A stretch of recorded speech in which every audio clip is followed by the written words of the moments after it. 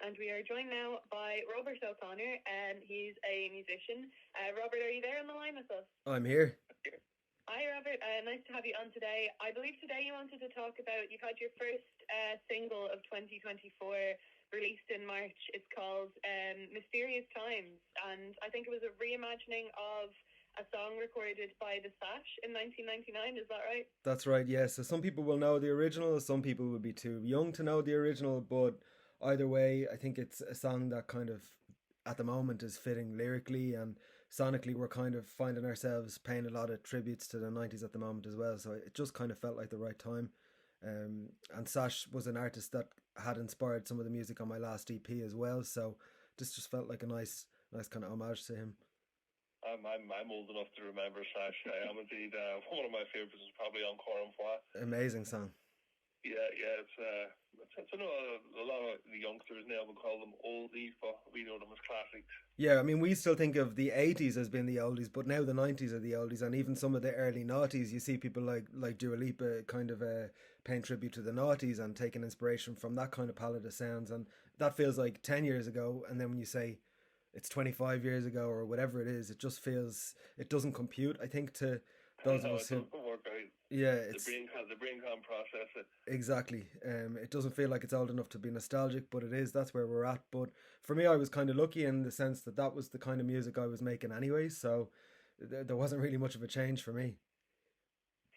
It's kind of it's adapting to the ever changing landscape that is music. I mean, there's a lot of artists there taking inspiration from a lot of earlier stuff, and they're putting a whole new twist on it. I mean, one of the big things now is a lot of artists are traveling with orchestras. They're doing our orchestral shows. A lot of people are using technology, the newer technology, the new mixing software to do amazing things with older songs. You know, as I say, it's a constantly evolving landscape.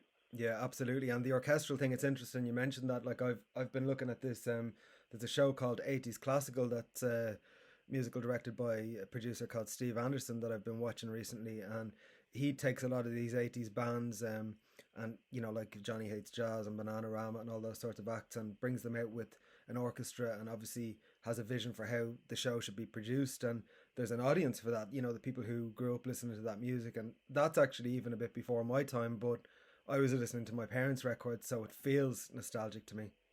Yeah, same with myself. I would listen to a lot of my late father's older music. But in the likes of the orchestral thing, I think there's the 80s orchestra. There's one coming up, and I think it's just under a fortnight's time. My wife and her aunt have booked tickets for it, so it seems like they're going to have a good night. So you're hearing all the 80s music remixed Those with are with always a bit of a amazing classical shows. twist.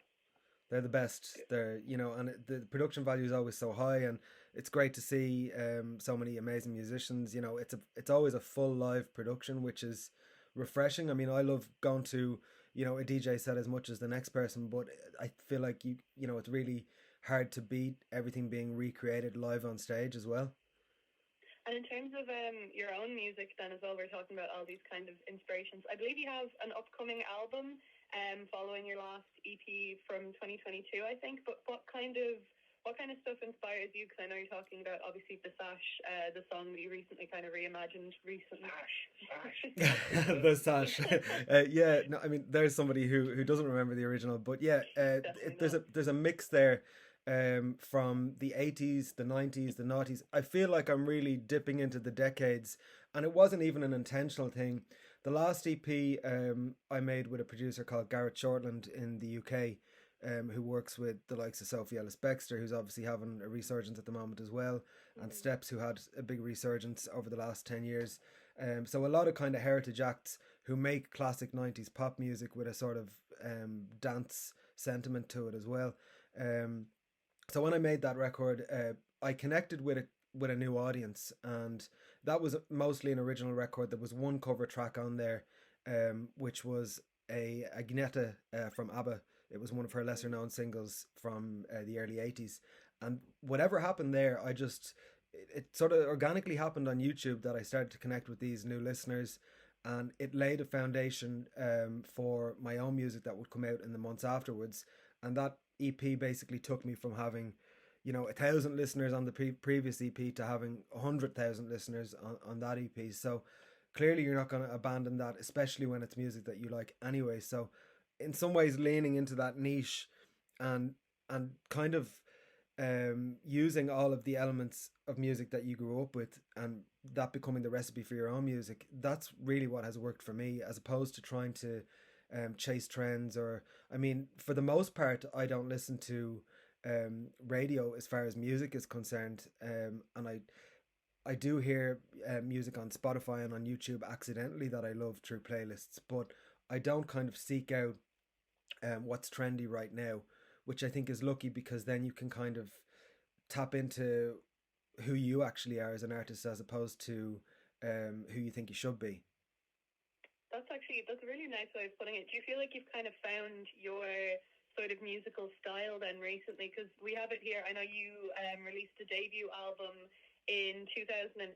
So do you feel like you've kind of found a really nice niche for yourself then recently with that last EP? Yeah, I feel like I did find a niche, and in saying that as well, there's nothing to say that I won't shapeshift again 2 years from now when I probably do another project. You know, I feel like, you know, that's how long it sort of takes to go through the creative process, you know, put together, like record, the production end of things. That it's such a process that by the time you get to the end of it and you're then promoting it, it feels already kind of like a year or two old, you know. But at the moment, this is where I'm at. It feels comfortable. I'm still growing. I mean, the Mysterious Times video that went out there almost 2 weeks ago on YouTube is my most watched clip I've ever put up. It was the most budget of budget clips. I was given a location by a friend.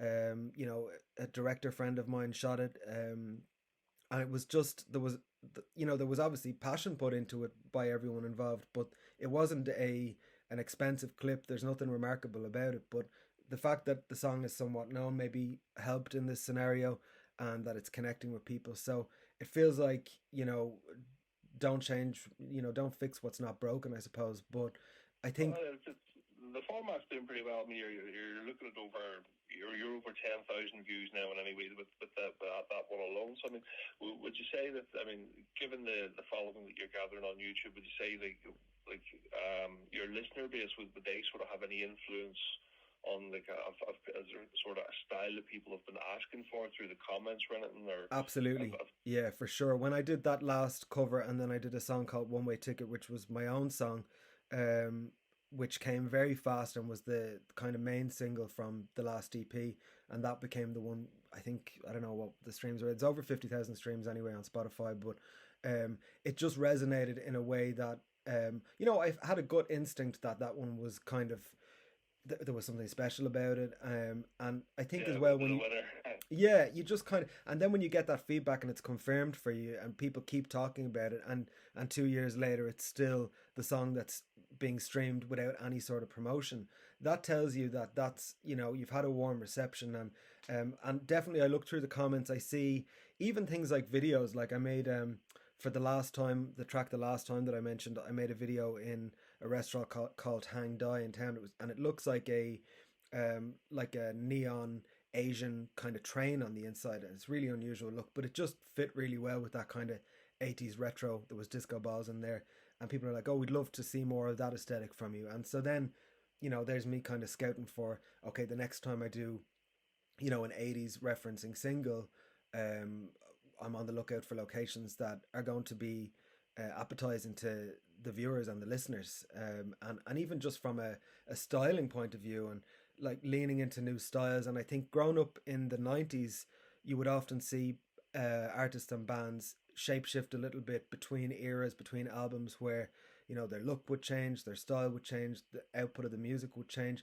That's really appealing to me, you know. And already yesterday I was listening to a playlist at the gym, and I was starting to hear lots of like late 80s, early 90s, kind of middle of the road, like, you know, Simply Red, Phil Collins, all this kind of stuff. And I thought, you know, I could really see myself tapping into a couple of those sort of vibes in the future. And I'm always thinking about what's next, even when I'm kind of cooking what's coming up right now, you know?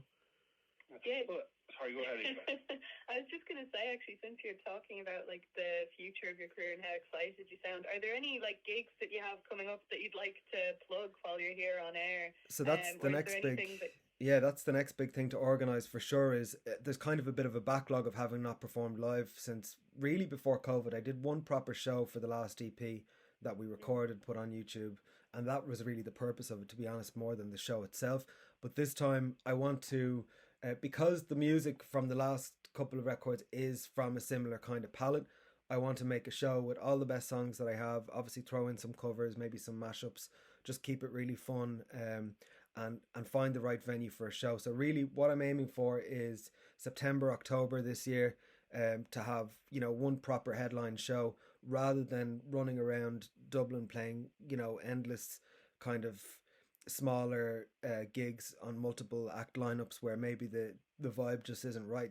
So it's like a lot of the time in the past I've played gigs where there's so many different genres being played that you never get really the right crowd, or you don't get a kind of a connection with the crowd or an immersive experience. And that's what I want to create this time. So I'm working on that at the moment. Something geared more towards yourself as a standalone Definitely performance. Yeah, which sounds like, I think I'm just at the point now where I'm ready for that, rather than like, and it doesn't matter how small the room is. It's like I just want to create that show and that experience, and it is pop music that I make. Yeah, there's no point in me rocking up like I did 3 years ago, 4 years ago with a band that's trying to recreate this music with an acoustic guitar and percussion, and it's like, this needs the kind of the keyboards, it needs the smoke and the lights, and it needs all the special effects. That's almost as important as the band itself in this scenario. So if you think about the likes of the Pet Shop Boys and acts like that, or where it's about the kind of the show of it, I think that's kind of what I need for the modern era. But in the meantime, I am sort of starting to look out now for summer gigs that slots on smaller festivals and niche festivals. And there is like the nostalgia element, then there's the kind of LGBT support that I have as well.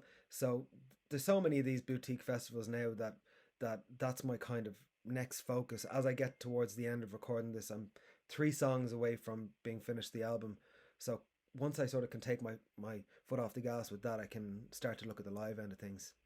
Yeah, that's amazing. And if there's anywhere that people are interested in, like, keeping up with you and following along, where can they follow you on social media, I guess? So, keeping with tradition, I have a proper old-fashioned website.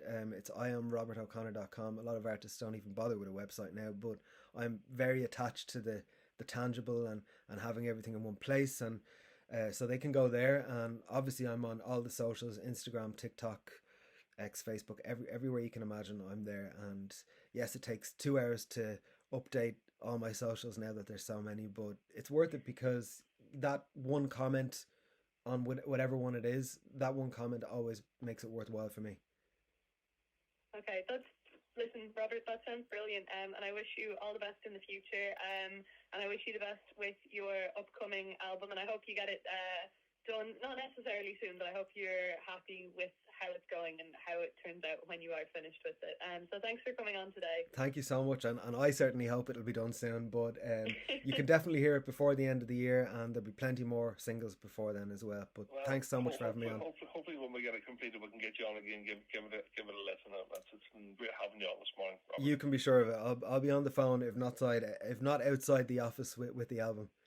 No problem. We'll try and plug it for you. All right, thanks a million, guys. Have a good morning. Thanks very much, you too.